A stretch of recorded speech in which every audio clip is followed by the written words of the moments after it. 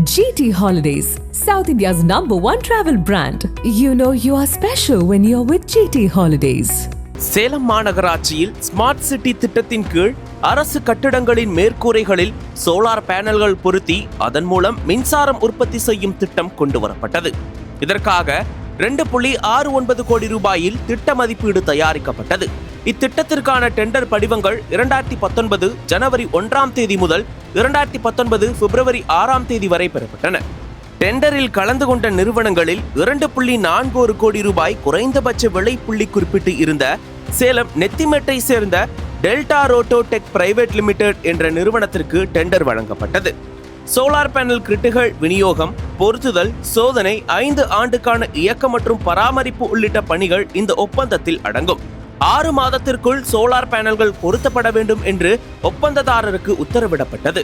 இதையடுத்து சேலம் மாநகராட்சியின் சூரமங்கலம் மண்டலத்திற்குட்பட்ட 16 அரசு கட்டடங்களின் மேற்கூரைகளில் 52.26 கிலோவாட் மின்சாரம் உற்பத்தி செய்வதற்கான சோலார் பேனல்கள் பொருத்தப்பட்டன. அஸ்தம்பட்டி மண்டலத்தில் 19 கட்டிடங்களில் 208.66 கிலோவாட், அம்மாப்பேட்டை மண்டலத்தில் 23 கட்டடங்களில் 152.61 கிலோவாட், கொண்டலாம்பட்டி மண்டலத்தில் 11 கட்டடங்களில் 57.71 கிலோவாட் மின்சாரம் உற்பத்தி செய்வதற்கு டெல்டா ரோட்டோடெக் நிறுவனம் சோலார் பேனல் கிரிட்டுகளை பொருத்தியது.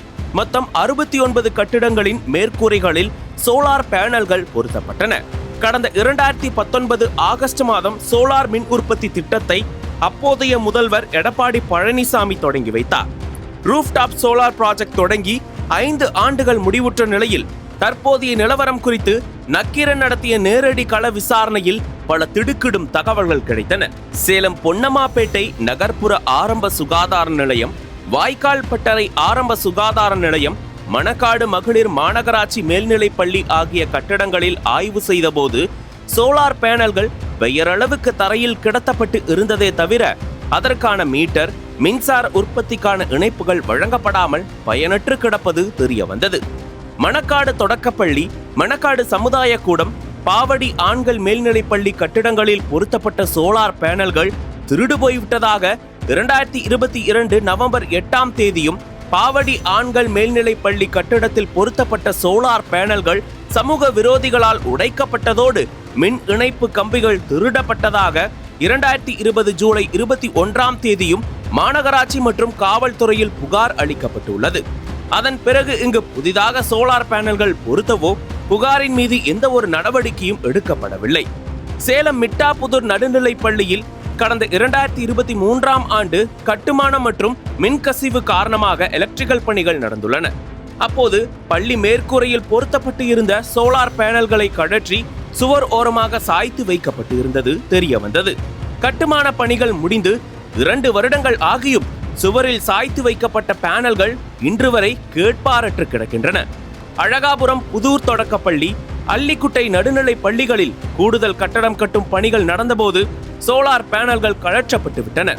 அதன் பிறகு அங்கு மீண்டும் பேனல்கள் பொருத்தப்படாததால் மின் உற்பத்தி முடங்கியது தெரிய வந்தது.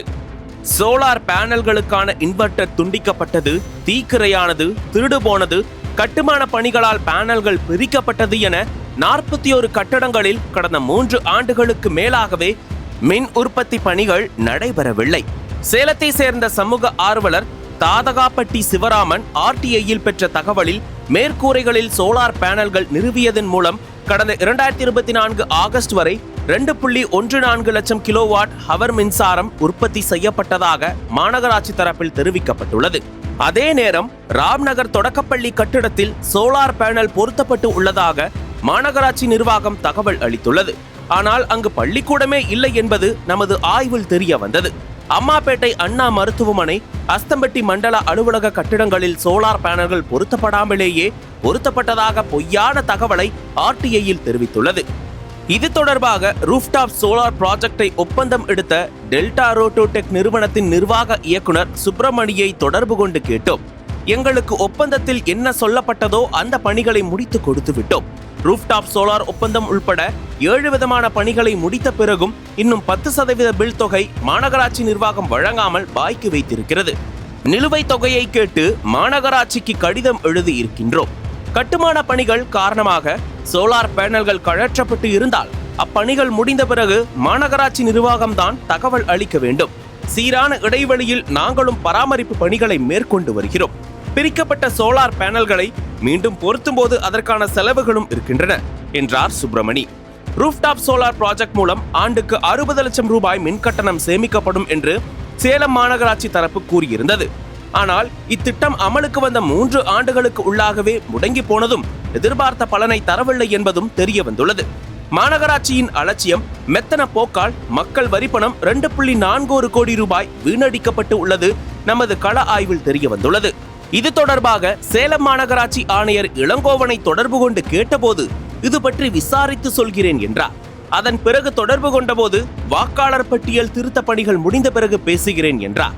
பின்னர் மாநகராட்சியின் அலட்சியத்தால் மக்கள் பணம் விரயமாக்கப்பட்டது குறித்து விரிவாக அவருக்கு மெசேஜ் செய்திருந்தோம். அதன் பிறகும் அவரிடம் இருந்து பதில் ஏதும் வரவில்லை. அது குறித்து சேலம் மாநகராட்சி அதிகாரி ஒருவர் கூறுகையில், ரூஃப்டாப் சோலார் ப்ராஜெக்ட் தொடங்கியது முதல் இப்போது வரை சேலம் மாநகராட்சிக்கு 6 ஆணையர்கள் பணியாற்றியுள்ளனர். ஆனால் ஒருவர் கூட இத்திட்டத்தின் மீது கவனம் செலுத்தவில்லை. முந்தைய அதிமுக ஆட்சியின் போதே இத்திட்டத்திற்கான கமிஷனை அதிகாரிகள் ஒப்பந்ததாரரிடம் இருந்து கறந்து விட்டனர். திமுக ஆட்சி அமைத்த பிறகு வந்த அதிகாரிகள் கட்டிங் கிடைக்காததால் சோலார் திட்டத்தை கிடப்பில் போட்டுவிட்டனர். கூட்டி கழித்து பார்த்தால் மக்களுக்குத்தான் நிகர இழப்பு. மக்களின் வரிப்பணத்தை விரயமாக்கிய அலட்சிய அதிகாரிகளிடம் இருந்து உரிய இழப்பீட்டை வசூலிக்க அரசு நடவடிக்கை எடுக்க வேண்டும் என்றார் வருத்தம் தோய்ந்த குரலில். அறுவை சிகிச்சை வெற்றிகரமாக முடிந்தது, ஆனால் நோயாளி இறந்து விட்டார் என்பது இதுதானோ? அனல் பறக்கும் செய்திகளை அப்டேட் செய்து கொள்ள நக்கீரன் களத்தை இப்பவே சப்ஸ்கிரைப் பண்ணுங்க.